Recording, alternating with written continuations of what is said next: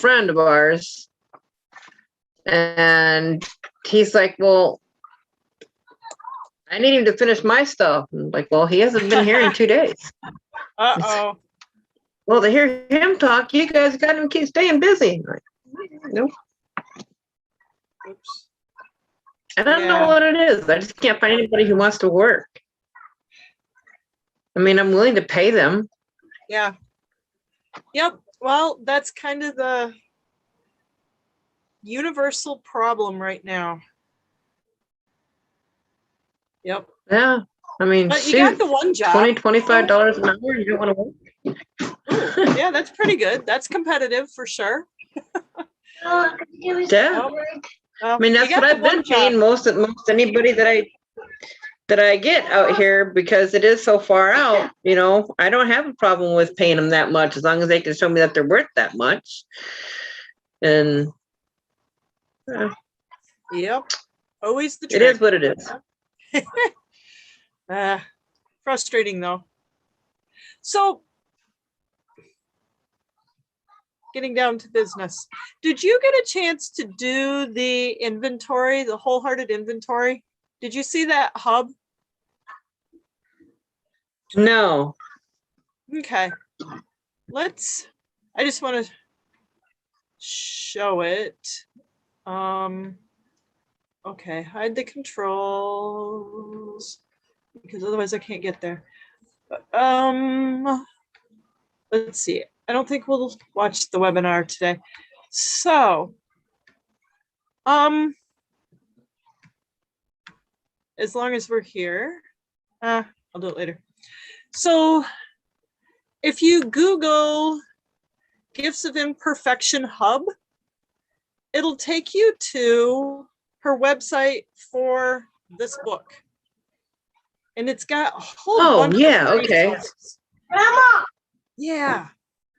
One of those is this wholehearted inventory. And she runs you through an inventory of all the guideposts, the 10 guideposts that we're going to be going through, to kind of give you she calls it like assessing a gas tank, rather than you're there or not. But just to give you an idea of kind of where you're sitting right now relative to these 10 guideposts that we're going to be going through. So it's kind of interesting, kind of gives you a look ahead. You do have to make sure you email it to yourself because they don't keep it for you, but then you can download it and save it. So encourage you to go back and do that. Because it's just kind of a helpful thing. And then it'll give you a point of reference as we go through it. There's also her podcast linked in here. A bunch of downloads. Are they? Yeah, some illustrations, different visuals. They're just kind of fun. So cool stuff. And this webinar series. So, especially if you're not into the podcast, but the podcast is cool because she's doing it with her twin sisters to help her in her business. But then she has a webinar. And this first one is the intro through guidepost 1. So it'll be perfect to watch now through because we'll do guidepost 1 for 2 weeks from now. So encourage you to go back, and it takes like 5 minutes, 10 minutes at the most, to do the wholehearted inventory. So encourage you to go and do that. What has been your key takeaway so far from the book?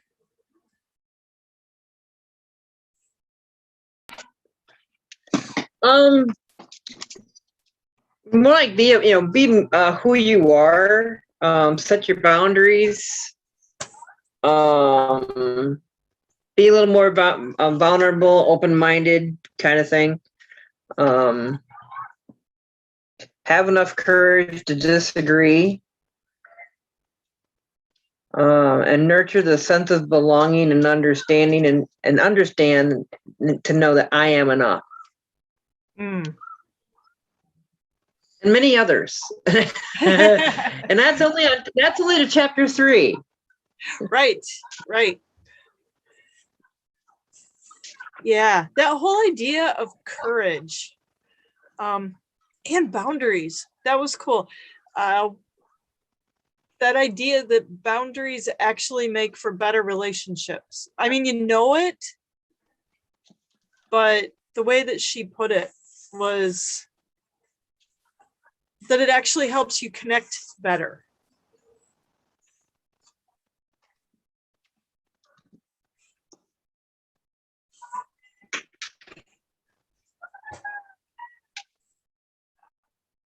So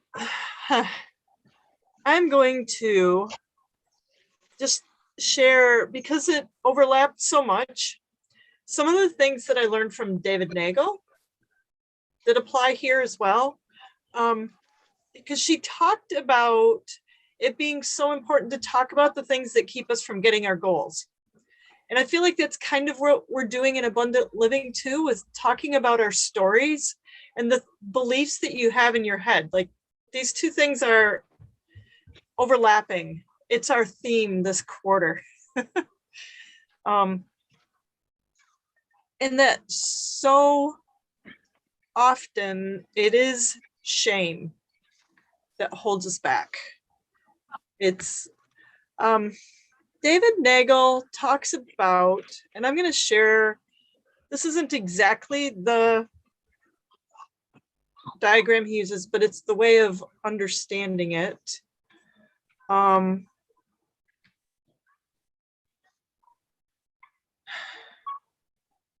Relative to shame, we all, oh, hey, where'd you go? Carry around this core wound. This is the most basic thing. We all have it. Religiously speaking, you might call it our sin nature. It's the core thing that we have that disconnects us, that makes us feel, what comes down to what she was talking about is unworthy. Like, that's just a universal thing. And it happens when we're little, in the first 7 years of our life, when we're figuring things out. And it's not, even if you live in a good, wonderful, loving family, everybody comes into it with their own perspective, their own way of being, their own way of making sense of a broken, wounded world that is broken. And even if you've had fabulous parents, you know, they come in with things. Their parents had their issues.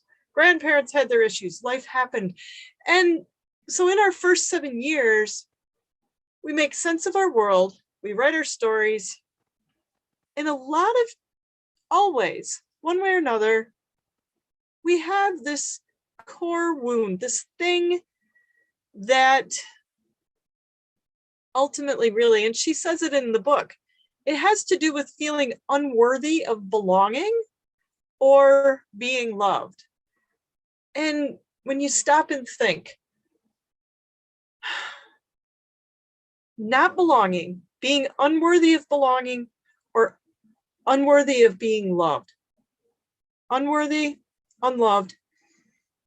It might have been a parent, a grandparent, the kids at school. You know, preschool and kindergartners can be pretty mean. Kid at school that just left you on the outside. You weren't worthy, or you weren't loved. You stop and think, it's one of those. And where did it come from? We develop shame around that. It's just how it is. It's our go-to thing. She separated out guilt and shame. So shame is when you take a message from a key person and you internalize it as part of I am. So we have our core wound. And from that, and it's just how it is. We develop this shame message. And it has to do with I am.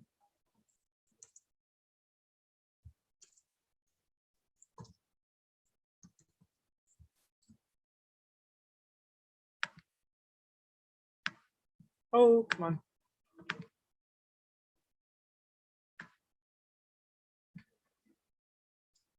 Shame begat. Oops. Secrets, right? And Brené talked about that. How shame begats. Whoops. Secrecy, silence. Wow. I can't talk today. I can't write today. And judgment. It's just what we do as human beings. The opposites of compassion, connection, and the other one that she talked about that I'm drawing a blank on all of a sudden, right, are secrecy, silence, and judgment. It's how we end up. The result, the sum total of all of those is a core fear.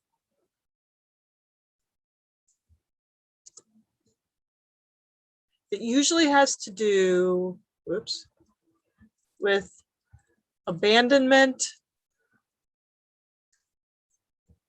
abandonment. That was close.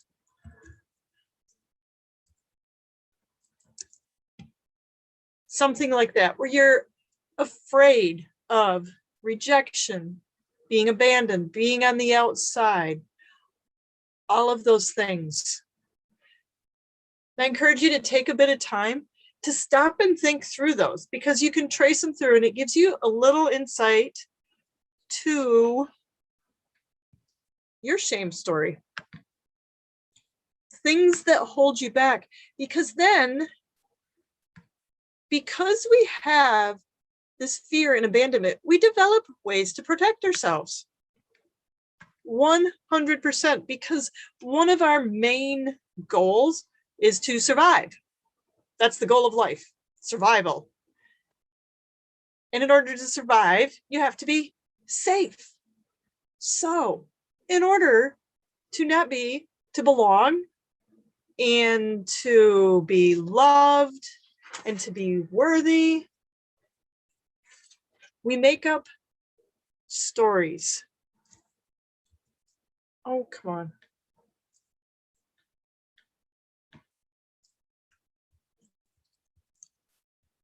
We've talked about your personal beliefs. These are the stories that you make up to stay safe, to get accepted, to get loved. I mean, it makes perfect sense, right? And you can track it through your own life. From there,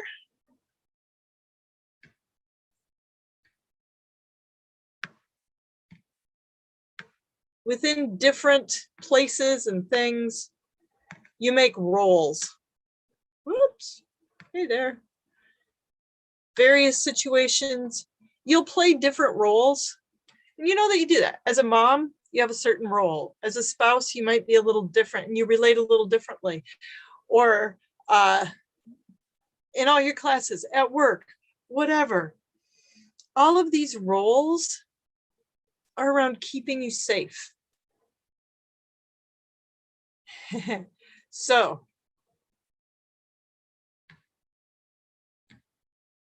safety. What's a good safety color? Let's see.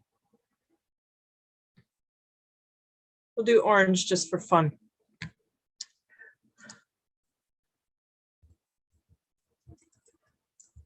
So safety as the ultimate goal, right?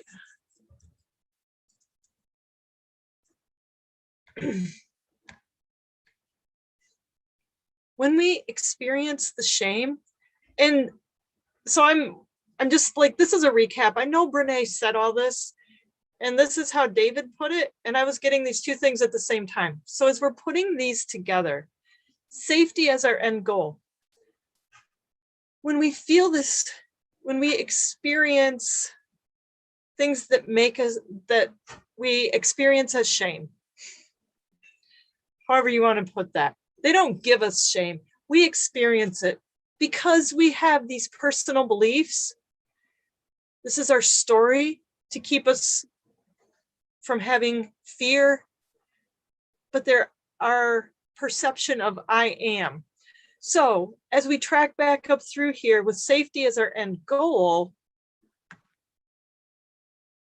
we try to control things, right? Makes perfect sense.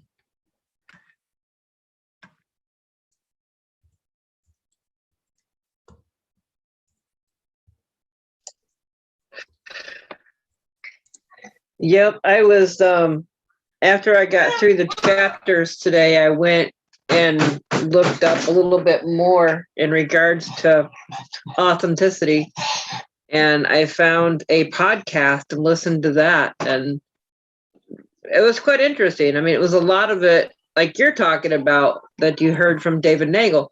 It was the same kind of stuff, but I don't remember what they said the guy's name was. I'll have to go back through it and find it. Yeah, that would be cool. And if you find it, share it. Because, like I said, the more voices. The podcast is called Journey to Authenticity by Sarah Hart. Oh, okay. Dr. Sarah Hart. Uh-huh. And she interviews different people. Nice. Yeah. Yeah, because the more ways you hear it, the more it starts to gel and really make sense. Yeah. So she talked about when you experience shame and you start getting those messages about how you are unworthy, inadequate, stupid, whatever, you're unworthy. You are not belonging, not loved. It's a threatening place. So we try to control others, ourselves, situations. They're a lot of times manipulative because we are trying to make a situation safe by controlling it. This is all an illusion. Kind of like what we do with our kids.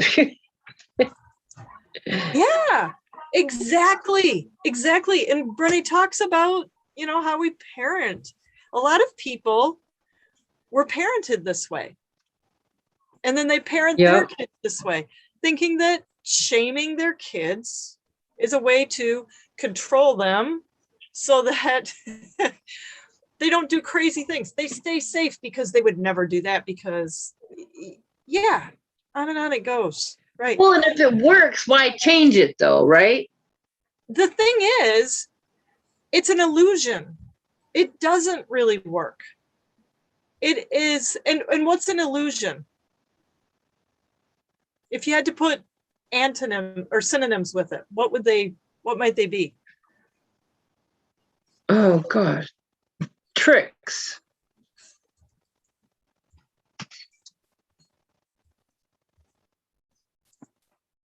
And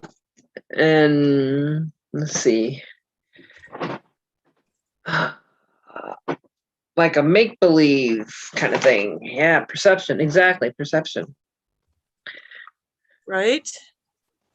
And ultimately, and I'm going to put this in red. No.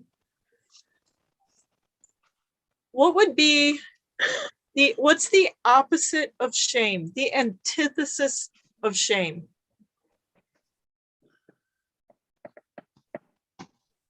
What would you say? Accepted. Would it be like accepted?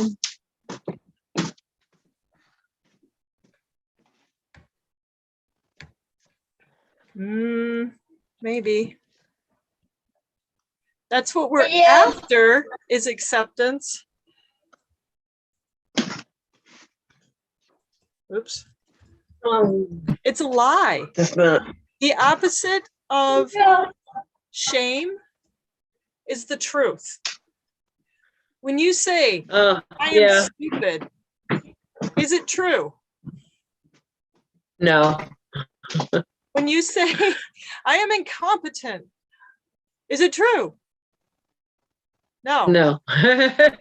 When you come over here to control, exactly. to stay safe, can you really control other people? Really? No. Exactly. So, because they're gonna do their own thing anyway.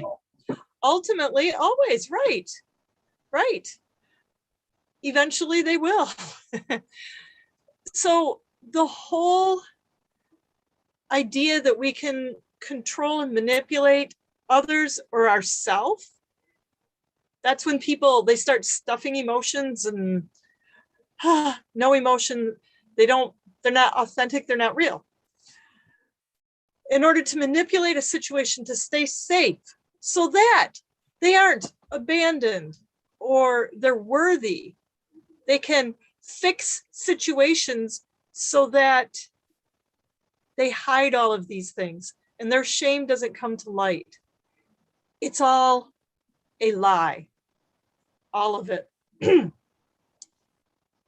So that's, I thought that is the power of what we're going to be learning, is it's all about truth. If you know the truth will set you free, right? Who knows you better than anybody? Yep. God, because he wrote the book. He made the instruction manual. He doesn't actually even share it with us. Like, you don't have your own manual. But when we start living in authenticity and living imperfect lives together, getting the love and belonging, being seen and heard for who we really are, that's truth. That's living in truth and walking in truth. And especially for those of us that are healers and want to help people, that's what attracts them, because that's what everybody really, really wants. Even if it scares the heck out of them, because it is a little bit out of control. Love is messy. I heard that from a homeschool mom who wrote stuff, did a workshop. Said love is messy, and it's true, because love doesn't try to control. It knows that only helping each other, being real together, do we experience connection. And I got to look up those, unless you remember those 3 words, because I did not write them down and I should have. No, I didn't either. Courage, compassion, and connection. Because it takes courage. Well, I got a couple of them written down sporadically, but not together. I'm going to write them down right now so they're in my notes, and then I'll remember them. Right, because that's why it takes ultimate courage to live this way, to live wholehearted, because you're not always in control. But we already know that situations happen that created the shame. They're outside of our control so often. Compassion, courage, and connection. So we're going to be on a journey of truth through this book, exchanging lies for truth, which isn't always comfortable, but it's the only way to start living in the authenticity. Woohoo! Andrea made it. Welcome, Andrea.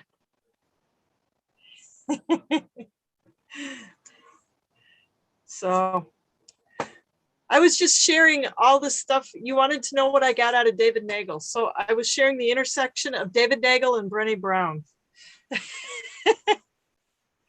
Oh, you're muted. I was saying, cool, keep going. I'll jump in and catch it later. Yeah. So, well, cool. make sure I got everything I had over here.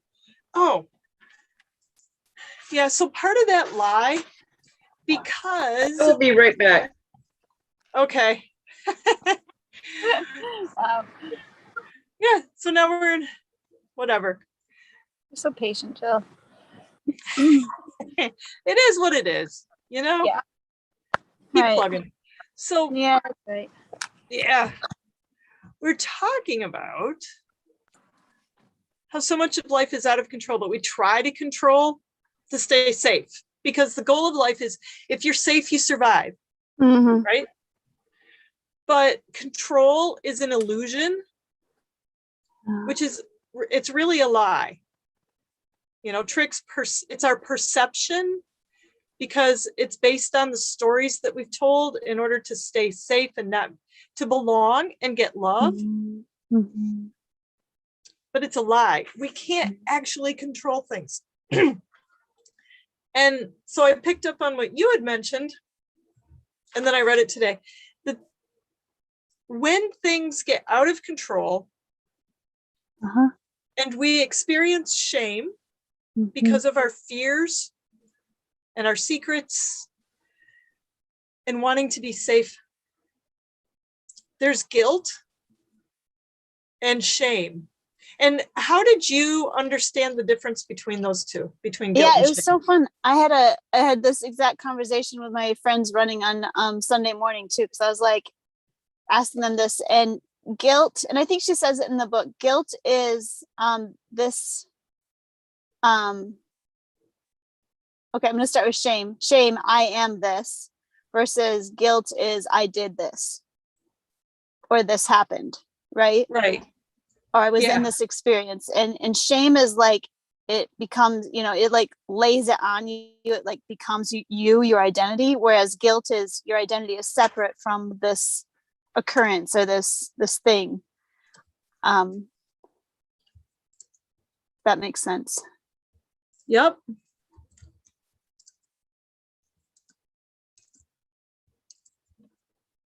I found it so interesting, because then I followed up that conversation with them Sunday morning with going to church, and one of the songs has the words like, I'm a child of God, and I was like, oh, like that's so cool. Like I needed to remember that ultimately my identity is in Christ, and in his obedience to the cross, and I don't know, all those things. That's so much more uplifting than I'm a failure, I'm this, I'm like all those messages that shame lays on you.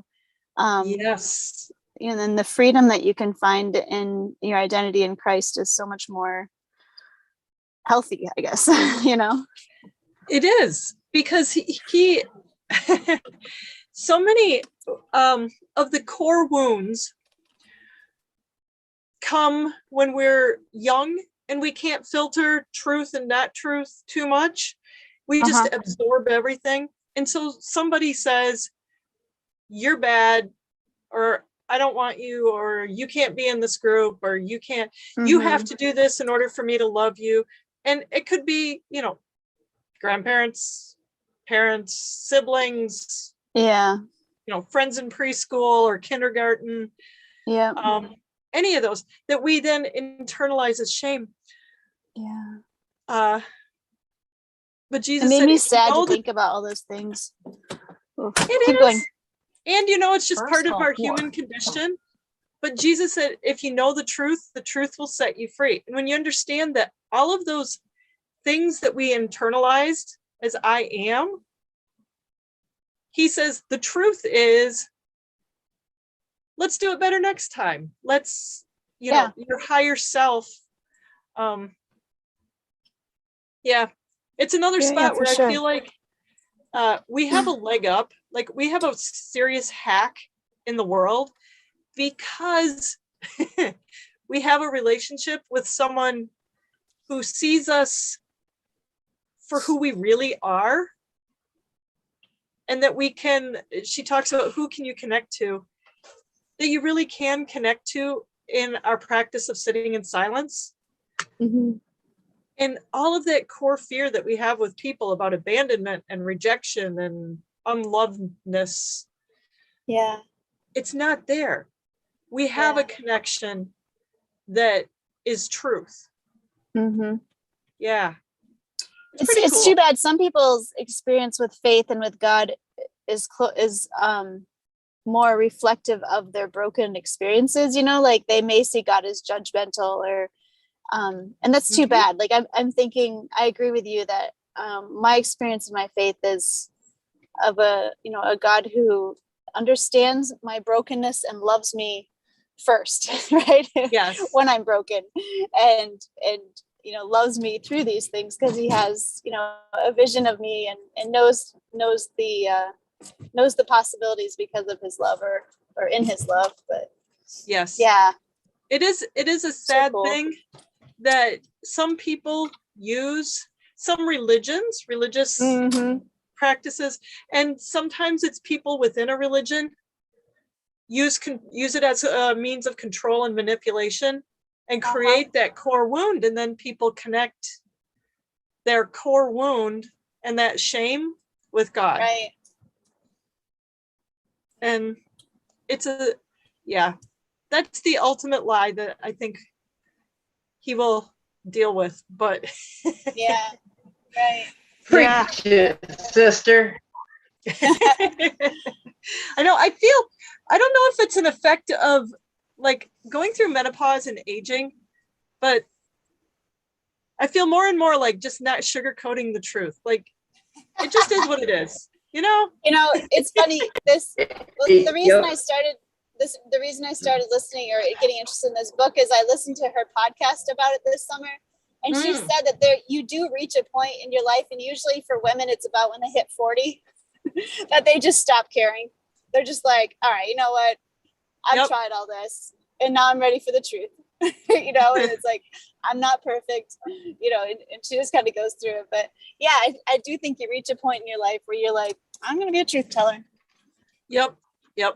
It is actually part of it. If you have a healthy perspective going into menopause and going into the, so sometimes starting in 40 and then 50 and on into 60. That is one of the things that happens when you hit that crone phase is you're like, it's the wisdom years. Right. That was another thing David Nagel brought up that was very interesting. He said, our ultimate goal is to seek wisdom and understanding. The more that you seek wisdom and understanding, like you flip out of this whole shame cycle really fast. And I thought, of course, what did Solomon tell us over and over and over in Proverbs to seek? Wisdom and understanding. Give everything to get wisdom and understanding. So, yeah. It also makes me, go ahead. Oh, as you say, going into our crone years, our wisdom years, the more we are seeking now, the better off we are.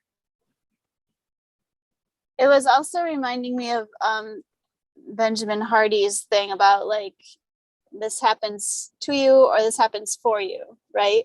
And that framing, I feel like that might have something to do with shame and guilt too. Like if you see it happening for you, you're seeing yourself as separate from it. You don't see this thing as being your identity. Whereas sometimes, well, and maybe not though. I don't know. I have to think that through. I might be saying that before I'm thinking it, but no, I think there's something there. So guilt says I did something or something happened. That wasn't good, right? Or I might have had some role to do with it. Because I mean, that is a thing. We do make mistakes. Like, oh, I wish I hadn't, yelled at my kid. Right. But it's different than I'm a child abuser. It's like exactly. And that's when we can be in that place of guilt, it gives us the ability to see that things happen for me. I screwed up. Now I can do it better. But it's I screwed up. Where shame is I am something. I am a screw up. Mm-hmm. And then it puts us in more of a victim place. Yeah, I can't. The victim one. Yeah, that's right. No good comes of that. No. And that's victims behave in certain ways. And that's what she brought out, our reactions to shame. Mm-hmm. That's a place of victimhood.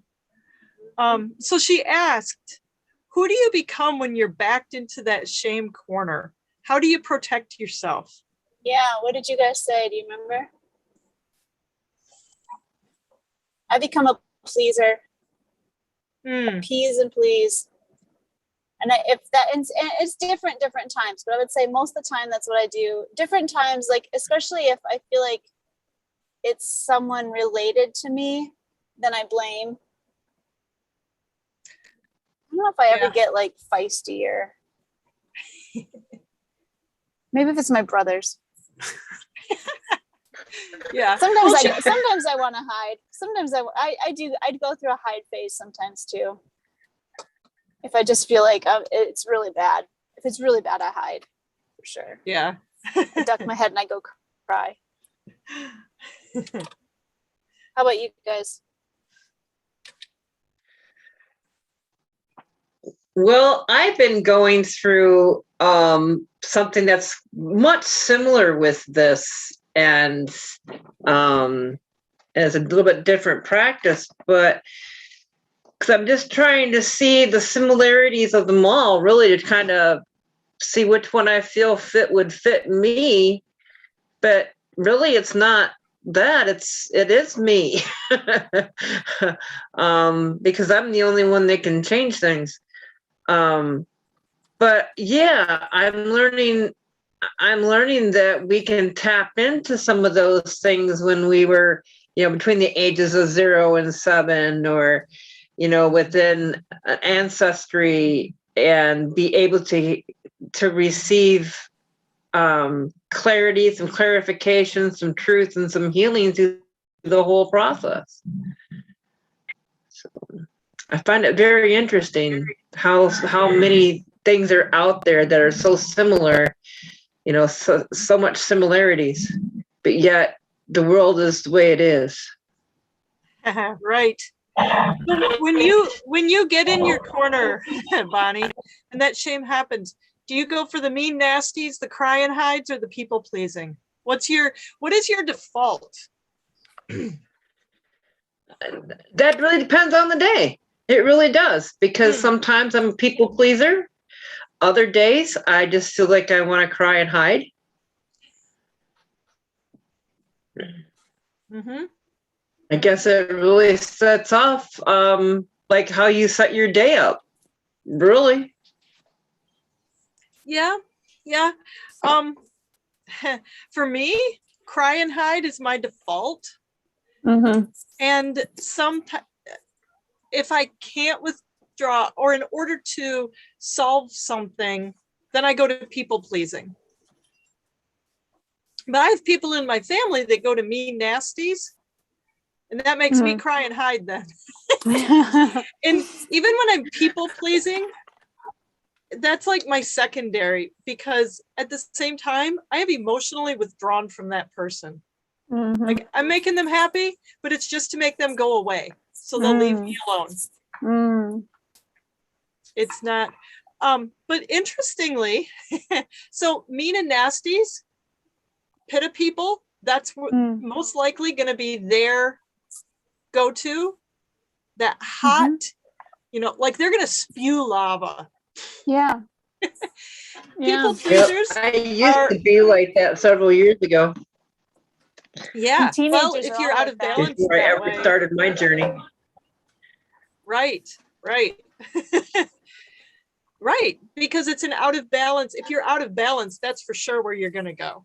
And if it's your personality, that's probably most likely your default.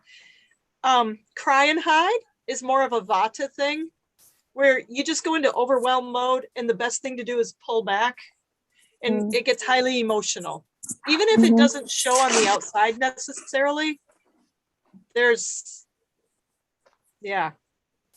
And people pleasing, like kaphas really care about people.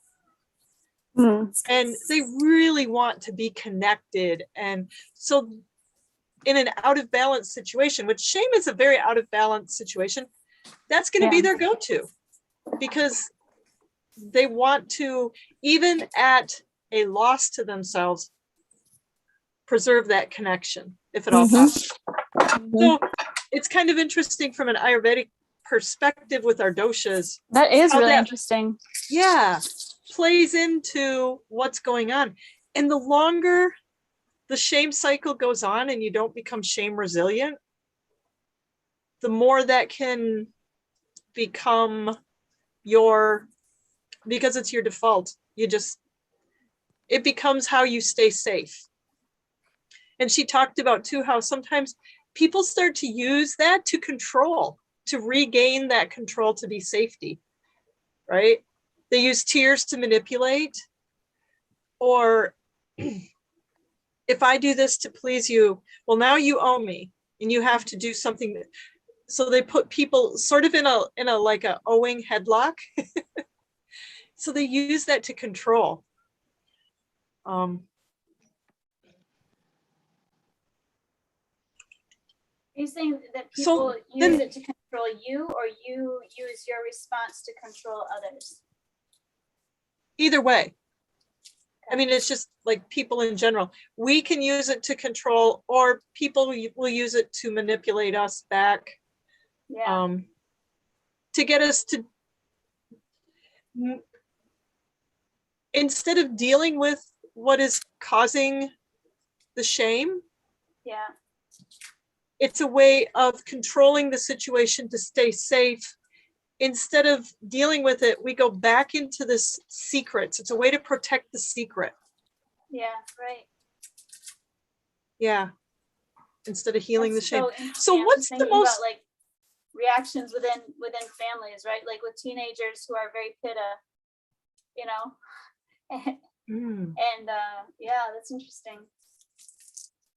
Yeah, because gosh, if teenager years aren't, like, they deal with so much shame, and because they want to belong and be loved. Yeah. But everybody is off kilter and out of balance and sideways, and so that sucks. Yeah, when you start to layer in not only yourself but then your parenting, it gets hairy. But what's the most courageous thing you do for yourself, or you could do for yourself, when you feel small and hurt? Your courage, like, you have your default reaction. What would be your courage reaction?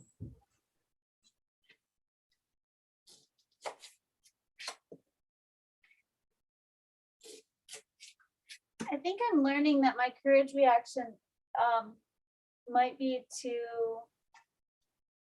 pause and then go to my safe person and share before I react. You know, like before I appease, before I try to smooth things over, or correct things or whatever, just to get some perspective.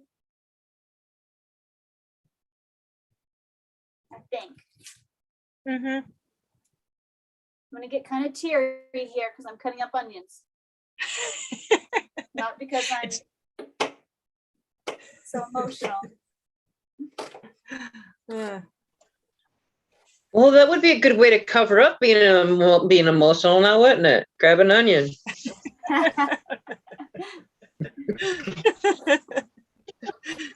I've done that. Based on this, what do you think? Jill, can you pose the question again? Yeah, what's the most courageous thing you could do for yourself when you feel small and hurt? It's like you have your default reaction. What would be your courageous action? Your courage action, right? And that was, I had thought too, since the antithesis of crying and hiding is to reach out instead of just withdrawing, to engage on the situation somehow or other, to break the silence and risk the judgment, because that seems to happen to me. I don't have great, safe people always. It's a thing I need to cultivate. Yeah. But even if there's going to be judgment, just break the silence.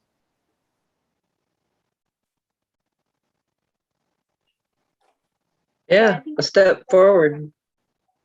Yeah. Yeah. How about you, Bonnie? What's your courage move? Well, I was thinking, wipe away the tear and take your first step forward. And then what you said, it was like, yeah, that's absolutely right. So it's taking your first step. So, yeah, for me, sometimes that is just stepping outside my comfort zone.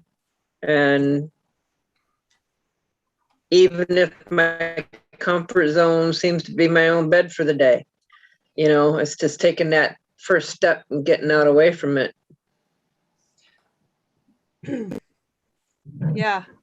It was helpful to me to see how she put that in talking with her friend, Laura, where they realized, oh, so out of these reactions, it's not that any of the moving away, toward, or against is wrong in and of itself. It's that sometimes what is one person's default is another person's courageous reaction. Mm-hmm. Mm-hmm.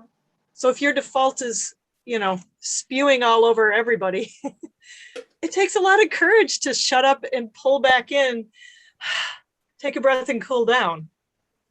And listen, yeah. I mean, even just like taking the minute to identify what's making you want to spew all everyone, like identifying what is shaming you. And I mean, that's a lot of courage, right? Just taking a minute to be like, I'm not a bad mom. This is a situation that's happening and I made a bad choice, or maybe I didn't make a choice at all, but someone else is making me feel this way. And identifying that and verbalizing it might keep me from attacking someone else, you know what I mean, who didn't deserve it, who just happened to walk near me, Exactly. walk through my kitchen after my other kid walked through, and or whatever it is, Uh-huh. You're the short of straw today. Right. Oh, yeah. The other interesting thing about that, because sometimes you step back and you say, okay, so on the surface of it, this is what's going on. Was it in here that she shared about her class? Yeah. Mm-hmm. Right at the end of chapter 3. But then to go the one step deeper, and realize, okay, so I'm feeling shame because this person made me feel this way. Oh, wait a minute. But they just did something, and it's the story in my head. And step back and start to examine your stories. These personal beliefs that come from your core fear. What are your secrets? And what is the I am? A person who, that is your shame message behind it. Like that's the deep work. Yeah, that's right. But that's also the deep work that fixes it so that you heal that core wound. Replace the I am a screw up with I am forgiven. And you realize those or I'm allowed to make mistakes. Yeah. I have permission to try things and mess up and learn from my mistakes, like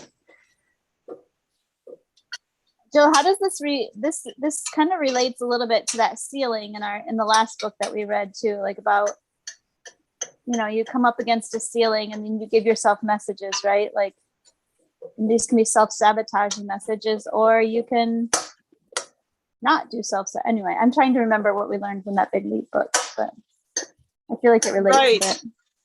Right. Well, but we can stick to this one. That's fine. I shouldn't have jumped there. No, it's good because it does relate, and that self-sabotage, that glass ceiling, often comes because we hit that terror barrier, right? And that terror barrier is this core fear. And we feel like, but I am not worthy of the success that I am having. So therefore we self-sabotage in order to stay safe and control the situation so that it lines up with who we believe we are. Right. Does that make sense?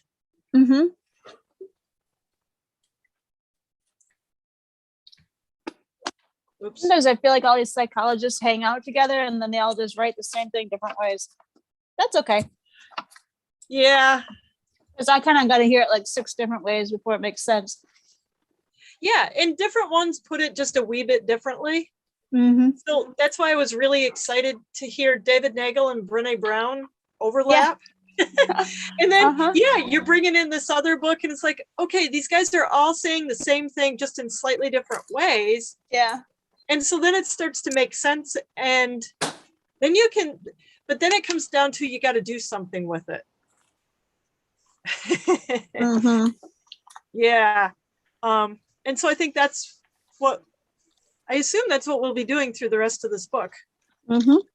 Because that's what it sounded to me like she was going to do, was say, okay, but now the courageous part of it is what you're going to do. So we have already identified just at this beginning, instead of defaulting to secrecy, silence, and judgment by cry and hide, how did she put it? Mean nasties or the people pleasing. We can go to our courageous strategy, which is reaching out, being okay with people being unhappy. I actually had an opportunity this weekend. I did that because I had somebody that punked on me twice. What does that mean? Puked? And they said they would do something, and then they did something else and couldn't keep their word. Oh, yeah. And so it really, like, I was in a bind. And I thought, oh my gosh, how do I fix this?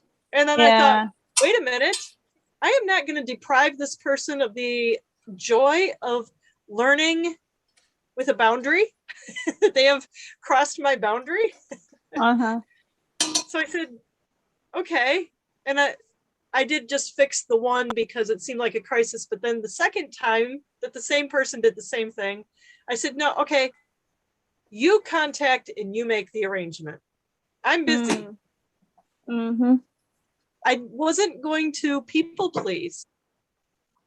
And and then I read this and I thought, well, actually I had just read it. And so I had this ringing in my head and I said, courage. Freddie would be proud of me. I'm going to be courageous, set a boundary, not people please. And that's being compassionate too, right? Right. Compassion has good boundaries for everyone. Right. Otherwise you start to resent and dislike this person more than you do already. Right. And I would have deprived the other person of the of learning a lesson. Yeah. Would have stolen her opportunity to grow. So yeah, I thought, how perfect. Case in point, I get to practice it right now. That's always the best learner. Yep. Or learning experience is when you basically either teach it back or get to practice it. Yep.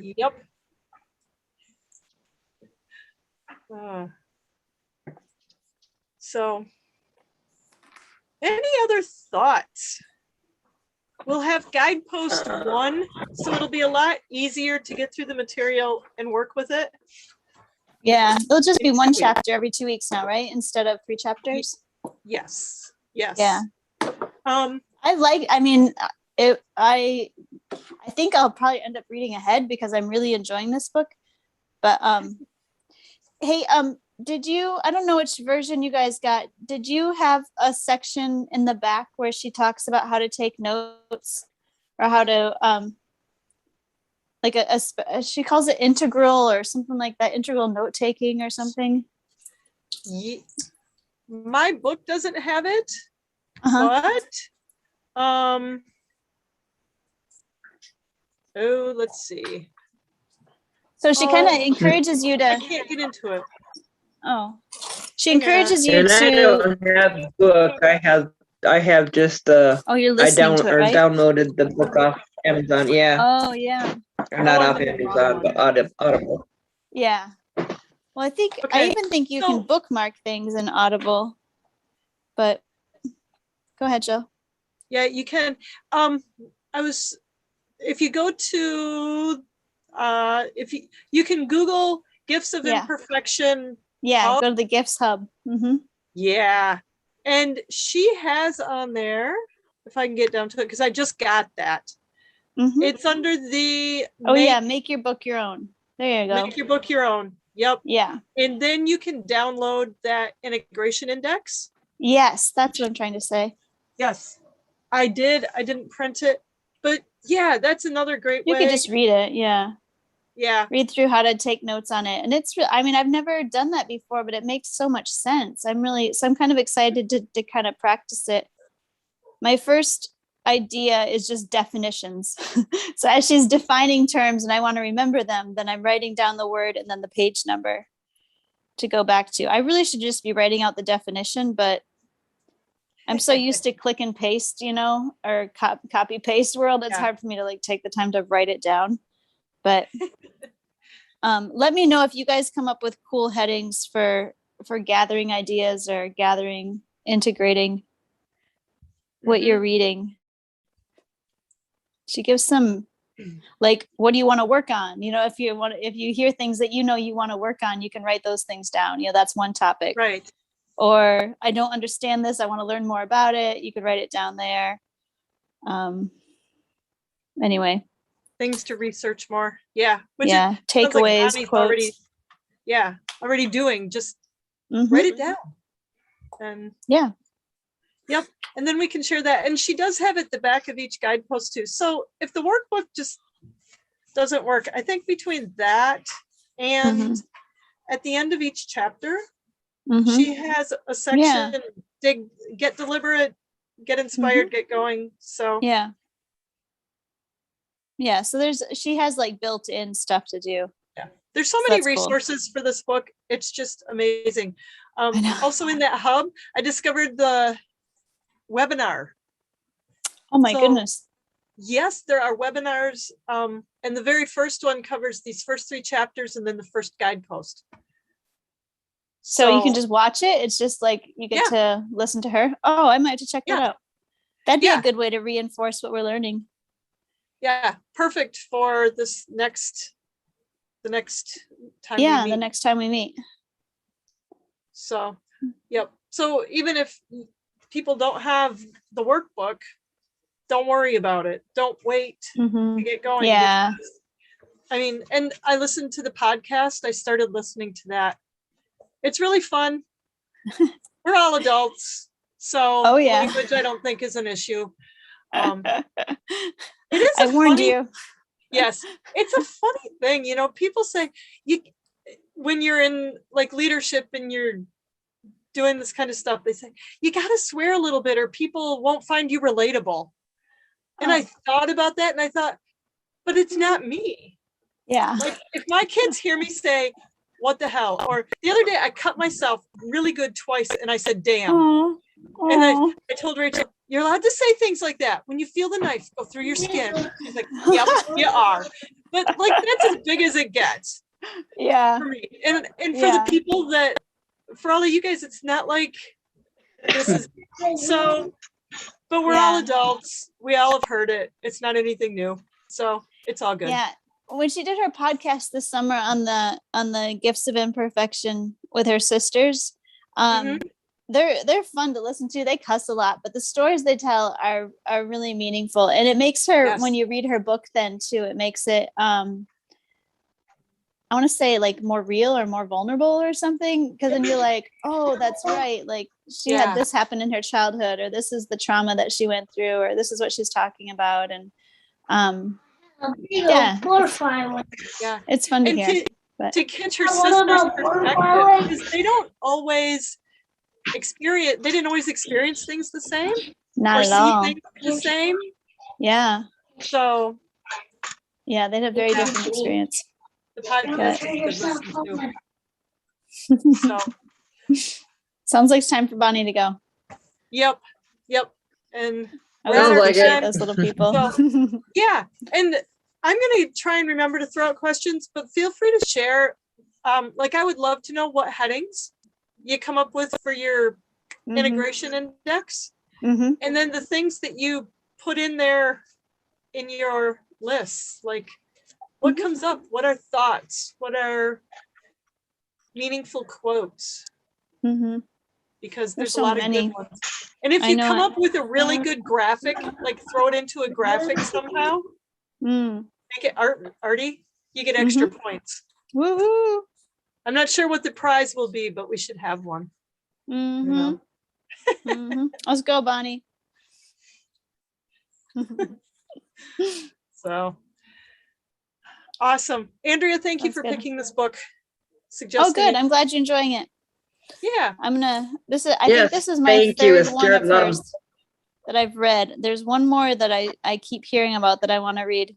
It's the Daring Greatly one that she wrote too. I think that was one of her first ones, but I know. So I was eyeballing it thinking, that may be next on one of my lists. Maybe that'll be a Christmas read or something. There you go. Grill it by the campfire. All right. And yes, and thank you for the suggestion. I'm enjoying it. Good. Me too. All right. Have a good night. Yep. Oh, wait. Are we going to talk about like detox stuff? Yeah. Do we want to real quick? Yeah.